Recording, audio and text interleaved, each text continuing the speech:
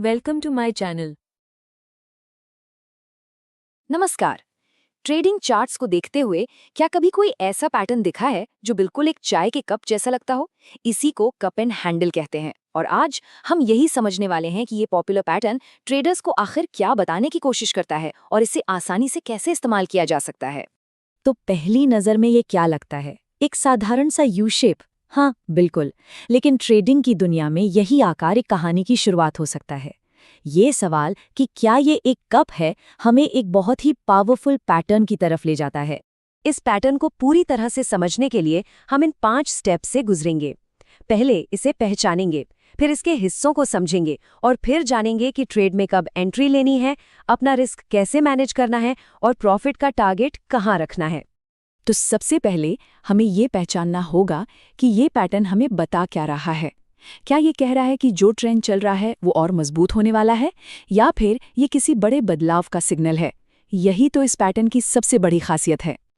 देखिए, इस पैटर्न की सबसे खास बात इसकी फ्लेक्सिबिलिटी है। जरा सोचिए, अगर कोई स्टॉक लगातार ऊपर जा रहा है और फिर ये पैटर्न बनता है तो ये एक तरह का पॉज है, एक छोटा सा ब्रेक जिसके बाद तेजी के जारी रहने की उम्मीद होती है। और वहीं दूसरी तरफ अगर मार्केट गिर रहा है और ये पैटर्न नीचे बनता है तो ये इशारा हो सकता है कि अब गिरावट शायद खत्म होने वाली है और ट्रेंड पलट सकता है। तो ठीक है, मतलब तो समझ आ गया, पर अब देखते हैं कि ये बनता कैसे है। किसी भी अच्छी स्ट्रैटेजी की तरह इसकी भी अपनी एक बनावट है, जिसके 3 मेन हिस्से हैं और इन्हें पहचानना ही एक सफल ट्रेड की चाबी है। तो इसके 3 हिस्से हैं। सबसे पहला है कप, जो एक यू शेप की तरह दिखता है। ये मार्केट में एक ठहराव को दिखाता है जहां सेलर्स की ताकत कम हो रही है और बायर्स धीरे धीरे कंट्रोल ले रहे हैं। इसके बाद बनता है हैंडल, जो एक छोटी सी हल्की गिरावट है। ये समझ लीजिए कि ये आखिरी बिकवाली का दौर होता है। और आखिर में है नेक लाइन। ये कप के दोनों ऊपरी सिरों को जोड़ने वाली एक अदृश्य दीवार है, जिसे हम रेजिस्टेंस कहते हैं। ट्रेडर्स बस इसी दीवार के टूटने का इंतजार करते हैं।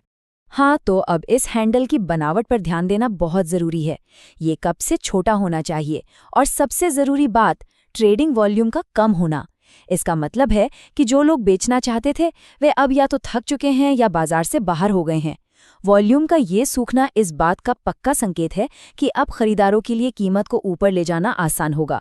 ये बिल्कुल तूफान से पहले की शांति जैसा है। चलिए, पैटर्न पहचान लिया, उसके हिस्से भी समझ लिए, अब बारी है एक्शन लेने की। सही मौके पर ट्रेड में एंट्री करना ही तो प्रॉफिट और लॉस के बीच का फर्क तय करता है। तो चलिए देखते हैं कि सही समय क्या है। यहाँ पर ना 2 रास्ते हैं, एक है तेज और थोड़ा जोखिम भरा और दूसरा है धीमा और ज्यादा सुरक्षित। जो एग्रेसिव ट्रेडर्स होते हैं वो नेकलाइन टूटते ही ट्रेड ले लेते हैं ताकि वो उस तेज मूव को मिस ना कर दें। लेकिन इसमें फॉल्स ब्रेकआउट का खतरा होता है, जहां कीमत वापस नीचे आ जाती है। वहीं सेफ तरीका ये है कि कैंडल के नेकलाइन के ऊपर बंद होने का इंतजार किया जाए।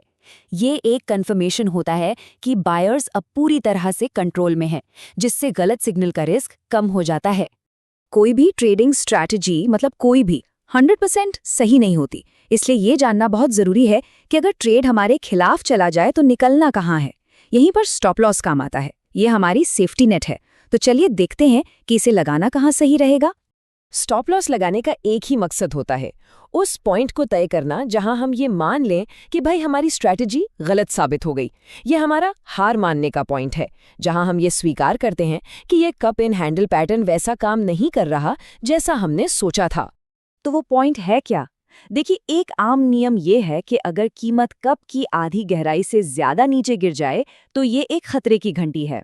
इसका मतलब है कि खरीदारों ने जो जमीन हासिल की थी वे उसे खो रहे हैं और सेलर्स फिर से हावी हो रहे हैं।